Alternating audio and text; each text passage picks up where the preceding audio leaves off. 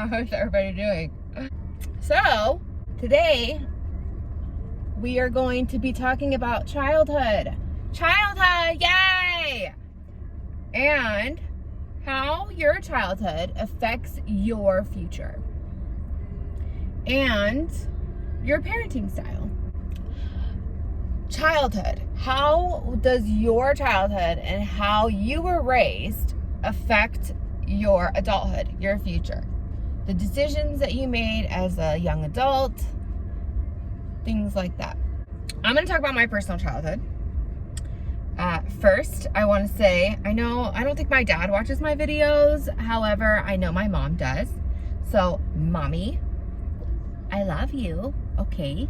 I don't ever want anybody to think I don't love or appreciate my mom. My mom did the best she could at that time. My mom knows she's made mistakes. Everybody makes mistakes.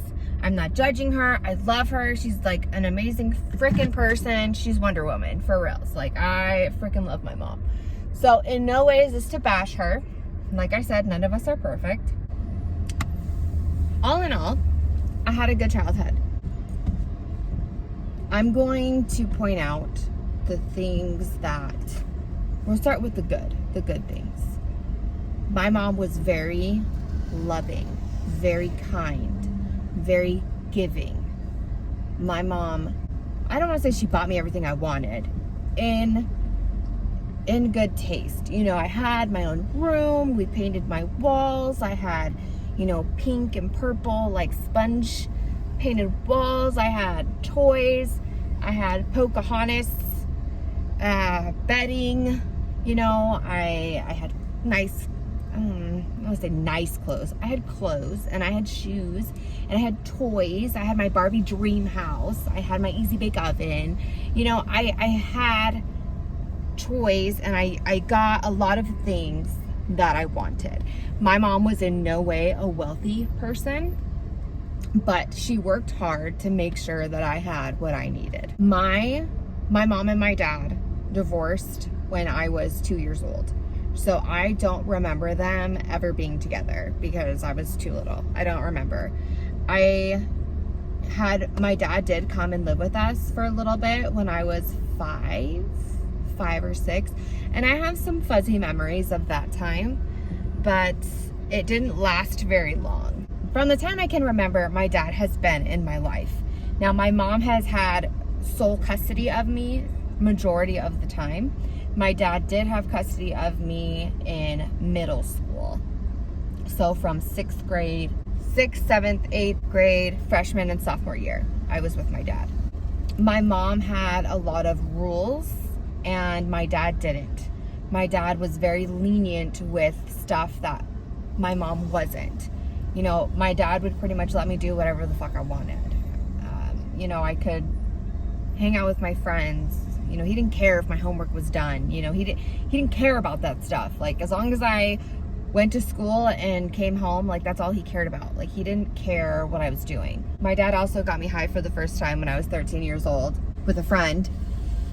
And, when we were 15 and my friends would come over, we had a pool. And they would come over for like swim parties or whatever, and he would make us tequila sunrises, and we'd all get drunk. And I had the cool dad, that would cuss and talk shit and talk about stuff that most parents wouldn't talk about. So that was my dad. My dad was like a homie. He was a friend. Now, by all means, my dad did reprimand me. Okay, remember, I was punished by him.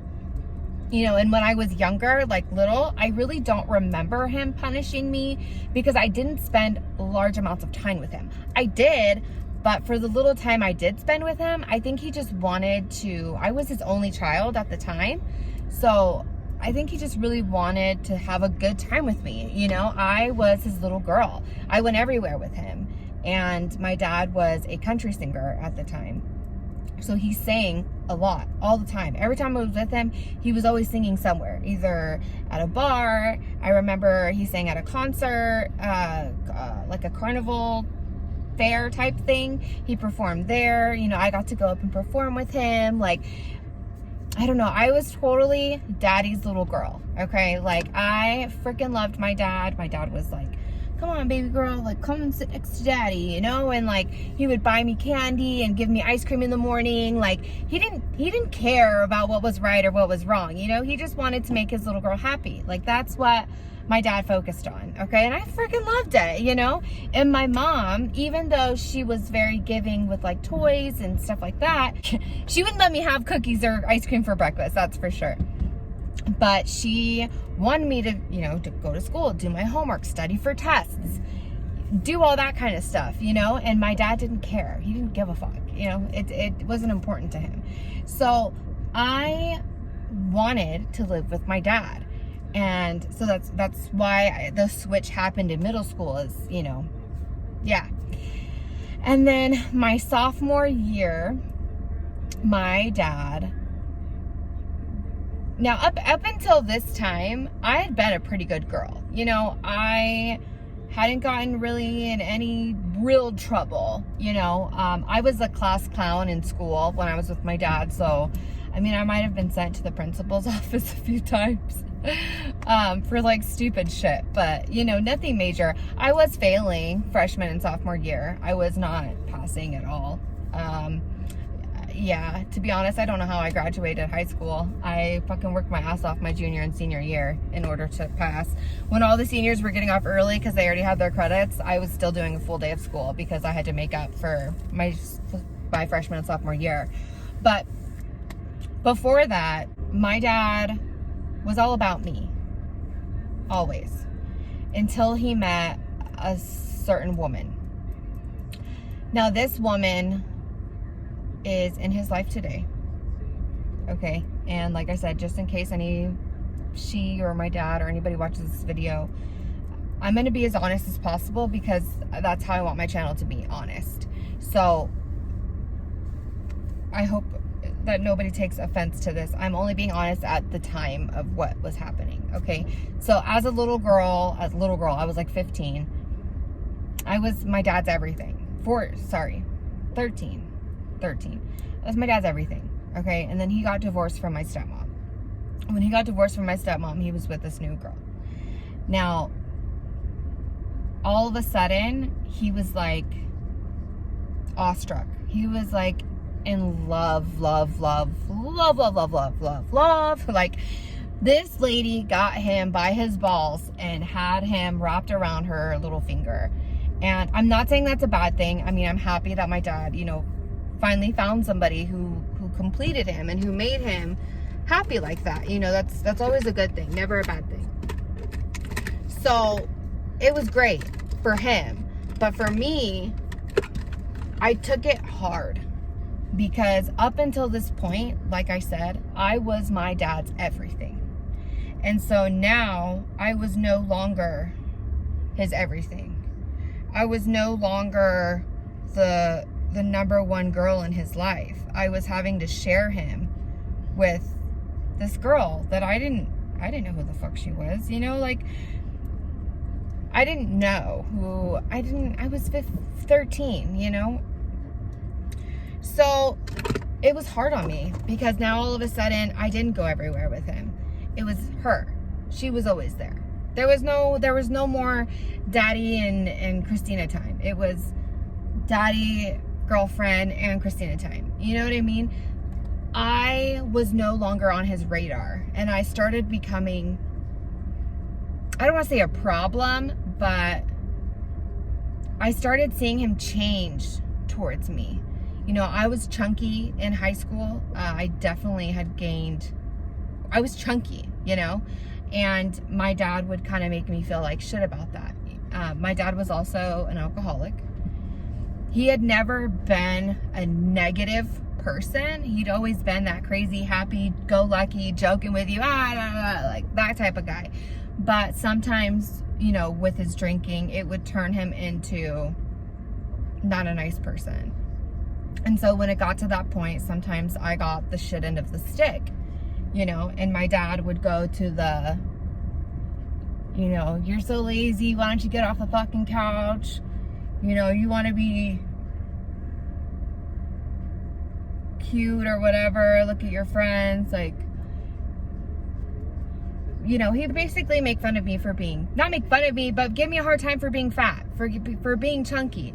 And, you know, he put it to being lazy and not wanting to get off the couch and not wanting to do anything. And, you know, you need to be more active. You're so slow. You know, he used to call me a snail and tell me, I walk like this. He would tell me these things. So, you know, it was rough. I was sad. And, you know, at this point, my mom had moved to Arizona and we were still in California. And, you know, like I said, everything had changed. I was no longer my dad's baby girl. I was no longer his favorite. I was now just a regular kid who he really didn't give a fuck about anymore. You know, and don't get me wrong, I still had good times, good moments with my dad. You know, apparently he would hang out with me and my friends and talk shit to us and whatever. And every once in a while I get that, you know, ride home or ride to school without, you know, her, and, you know, it would be funny and we joke around like we always did. And it was nice, you know, but it got to a point where I was sad. I was sad, I was depressed. I wasn't getting the attention that I wanted from my dad anymore. And I got suicidal. I wanted to kill myself. And I used to write in a diary pretty much every day. I had a diary. I like to write. I still like to write. And it made me feel good to write down my feelings and write down what was happening in my life. Well, one day I took a whole bunch of cold medicine and I thought I was gonna fall asleep and not wake up. Well, I woke up.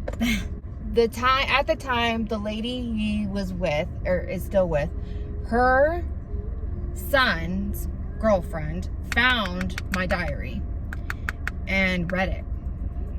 And when she saw the stuff that I was saying, she decided to share it with my parents, with my dad and his girlfriend.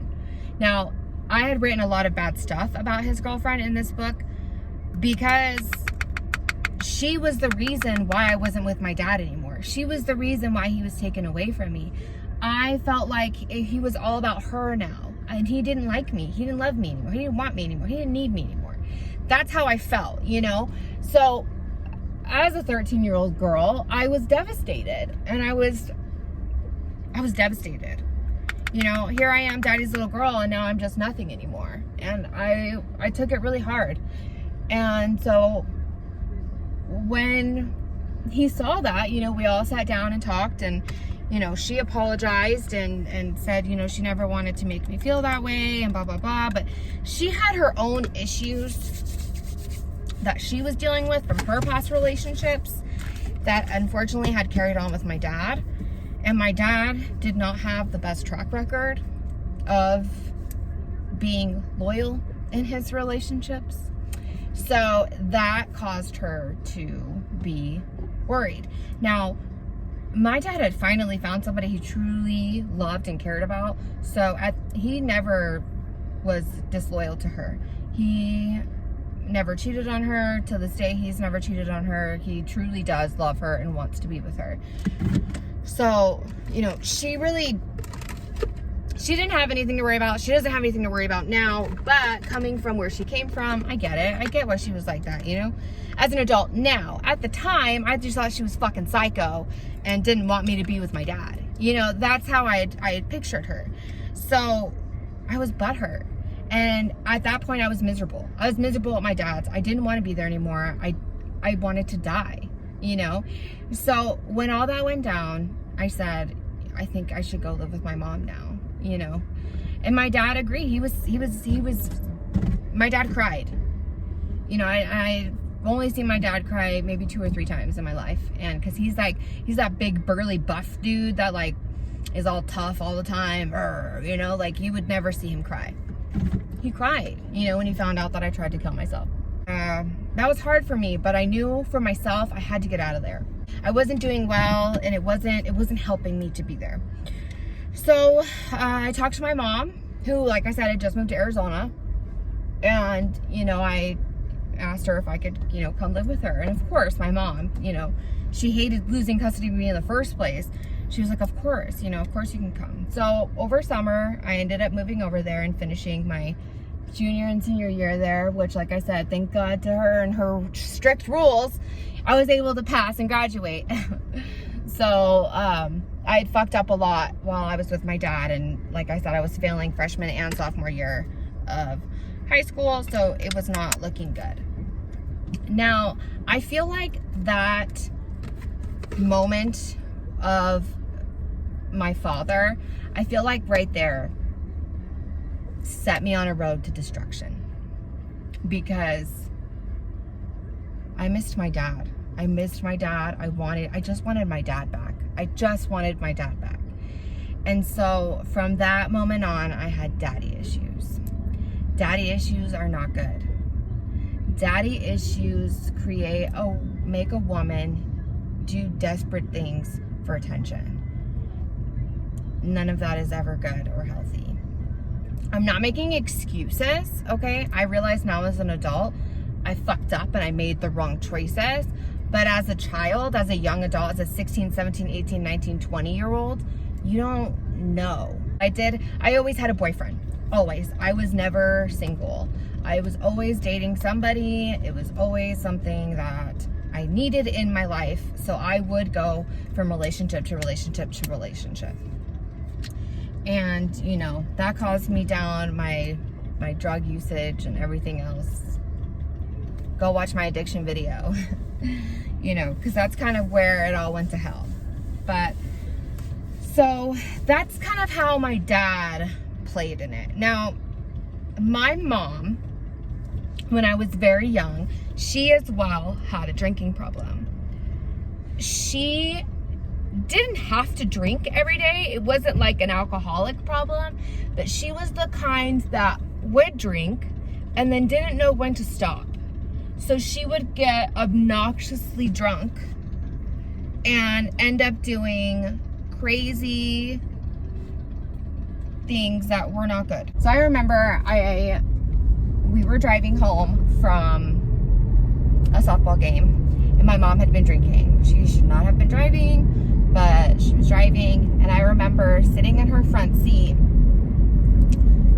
terrified. I was terrified. I thought we were gonna crash, and I was scared. She was running red lights, she was speeding, you know, I was terrified. And I remember I was telling her, Mom, please stop, please stop, please stop. And she was laughing. She thought it was funny because she's intoxicated, you know, she wasn't thinking right. And, you know, when we got home that night, I sat on her bed and she was just throwing up all night. And that had been something I'd had to listen to quite often as a child. My mom did, like I said, she drank a lot and she didn't know when to stop. So she would get to the point where she would get sick and she would just puke and be, you know, obnoxious and incoherent. And, you know, I look back at it now and it's like, it happens, but my mom did it all the time. You know, it wasn't just once here and there. It was a weekly thing, you know, and I actually built a fear of vomiting from that. The sound of somebody vomiting freaks me out to this day. One of the reasons why I love the guy I'm in a relationship now with is because I've heard him throw up and he makes no sound. It's literally just the liquid coming from his mouth. I don't hear the part. He doesn't do that. I know that sounds so fucking weird, but I'm telling you, that sound freaks me out. It freaks me out. If I hear somebody, oh my God, dude. I can't do it. I can't do it. It freaks me out. I can't do it. It's from listening to my mom vomit all the time, night after night, and it freaks me out. I can't deal with it. Even as an adult now, I can't do it. I can't do it. It freaks me out. Nope, sorry. That is something that affected me, as well as my mom was also a little promiscuous. She had a lot of boyfriends. a lot of boyfriends. So I always saw her with different guys. I don't know if that affected me at all. I mean, she had a long-term relationship with one guy. She had, I remember, 2 short-term relationships, and then she met her husband now. So, I mean, it's not like she was with hundreds or, you know, all these guys. It's just, you know, for one person, I'd seen her with, you know, 4 or 5 different guys. And I don't feel like that bothered me. I don't know. I do remember there was one boyfriend I had heard her talking crap about with a friend. I had heard her like say that she didn't really like him, that she was thinking about leaving him, whatever. He showed up to the house and my mom didn't tell me so that he was coming. So he knocks on the door and I open it and I slam the door in his face because I was in my head, I'm thinking my mom don't like you, you know? Oh man, that was funny. She was like, Christina, why did you slam the door on his face? And I was like, you said you didn't like him. I didn't think you wanted him over here. She's like, oh my God, Christina, you cannot do that. I was like, oh well, oopsies.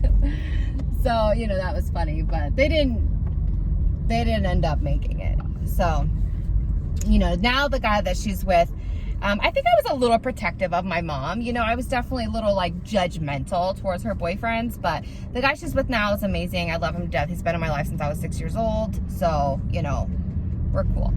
I love him and I consider him a father to me.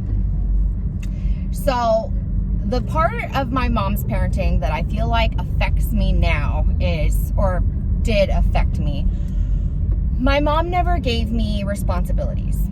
My mom never gave me chores. She never made me do anything for myself. My mom did my laundry. She cleaned my room. She cooked dinner. She cleaned dishes. She did everything herself. She would never make me do anything. Ever. Ever. I had no responsibilities. I had no responsibilities. My mom did it all for me. When I was 17, she bought me my first car. I think I had to pay for my own insurance and my own gas because I did have a job, but she bought me my first car. And I don't know, like I said, I love my mom to death and I appreciate, you know, how she took care of me. However, when I turned 18 and I moved out on my own, I didn't know how to do things for myself. I was so used to everybody just giving it to me, just handing it over. So when it came to doing things for myself, I failed miserably, very badly. Okay, my house was a mess. I didn't know how to clean shit. I didn't care because I never cleaned anything. My mom always did it. Like, and my mom, I mean, I don't want to say she's dirty because she's not. She's kind of a hoarder to a certain extent. But, which I used to have those tendencies, but I've grown from that. I no longer keep anything that I don't want. I will get rid of shit. I'll be like, you know what? I want to keep it, but then I really think, and I'm like, am I really going to fucking use this? No. So I toss it. There's a lot of things that I wish she would have taught me when I was younger that could have helped me as an adult. You know, when it comes, especially financially, you know, I lasted in my own place, I think, for 3-4 months before I had to move back home. I had no idea what the fuck I was doing. I had no idea. I had no idea what I was doing. I didn't know that I was supposed to budget money and pay bills and, you know, I mean, I knew how to do it, like you make the money, whatever. And I failed miserably. I didn't know how to save money. I didn't know how to budget money. I didn't know how to clean my own house. My house was a fucking mess all the time. Like, it was gross. And that's just kind of how I lived because I wasn't taught to clean. I wasn't taught to have responsibilities. I wasn't taught to earn my own money, and I wasn't, you know? And that's the only thing that I wish my mom would have done differently. So it's something that I am hard on my kids with. I'm hard on them. I want them to have responsibility. I want them to know how to clean, to know how to sweep and mop and pick up and do laundry. I want them to know that my 11-year-old can clean the entire house by himself. I don't let him. I mean, apparently I help him. But he does have chores that he is responsible for. And if he doesn't do those chores, he has consequences. So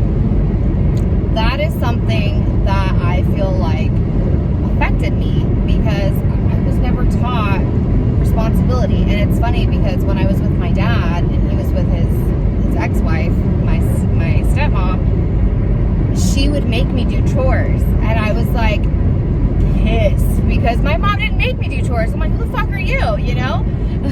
Why the fuck are you making me do chores? I don't know how to do this shit. But she would make me do chores in order to like go and do stuff. I remember I wanted to go to like SeaWorld or something. I don't know what we were doing. I wanted to go somewhere with my friends, and she would not let me go until all the chores were done.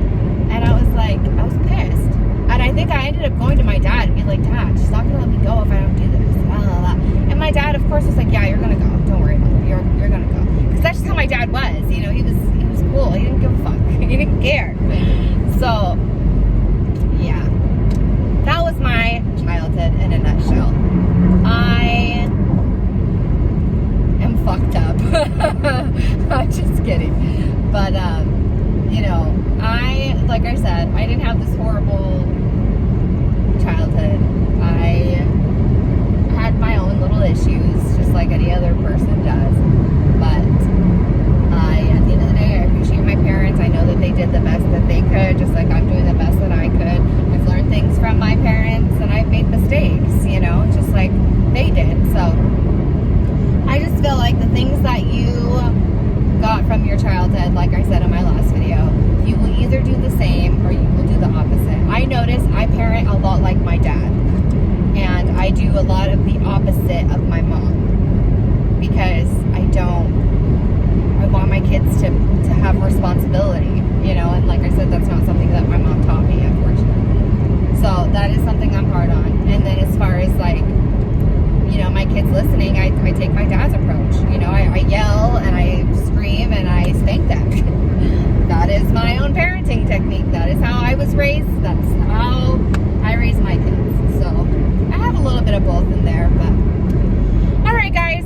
So I hope I did not offend anybody. If I did, I'm truly sorry. And I hope everybody enjoys the rest of their day. I hope you guys enjoyed this video.